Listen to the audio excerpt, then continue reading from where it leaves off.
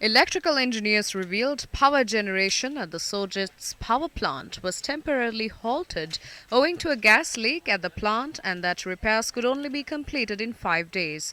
163 megawatts of power contributed to the national grid is lost through this shutdown. However, according to the power generation forecast submitted on the 13th of December last year by the CEB's Deputy General Manager for Corporate Strategy and Regulatory Affairs, no maintenance work is scheduled to be carried out at this particular power plant this year.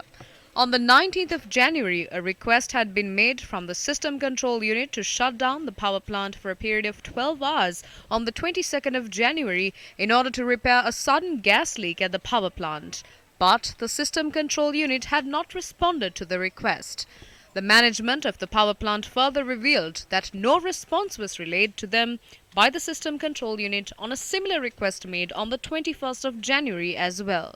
This development occurs at a time where one generator at the Sapugaskanda power plant is still inoperational owing to a disruption caused when obtaining furnace oil for power generation. However, the CEB said furnace oil was being supplied through buses today while it attempts to add the power plant to the national grid by tonight.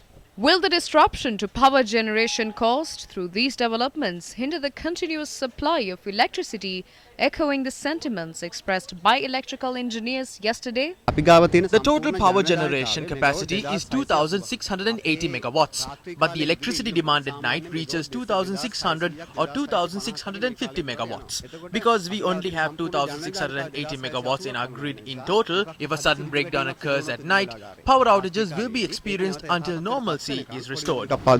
Speaking to the media after taking office today, the new general manager of the CEB said steps will be taken to ensure power supply is carried out without any disruptions. I will dedicate myself to ensure an uninterrupted supply is provided. We are in a crisis situation, but let's think positively and assess how electricity can be supplied continuously. On a similar note, many concerns have been raised at present over the management of the CEB. As a result of multiple requests made by the CEB Engineers Union, the acting general manager of the CEB, Dr. Susantha Pereira, was removed from his post and was replaced with Dr. Rohantha Abesekara. Former General Manager Dr. Susantha Pereira revealed the Director Board had notified him the grounds of his removal was an order by the President. නිත්‍යානුකූල සාමාන්‍ය අධිකාරිවරයෙක් දැන් අපිට පත් වෙලා තියෙනවා. කර රජවාසලේ කවටයට රජකම හම්බුණා වගේ කේවට්ටේ රජකම් කරපු එක තමයි කරේ. A permanent general manager has been appointed now. What happened previously was the court jester performing the role of a king.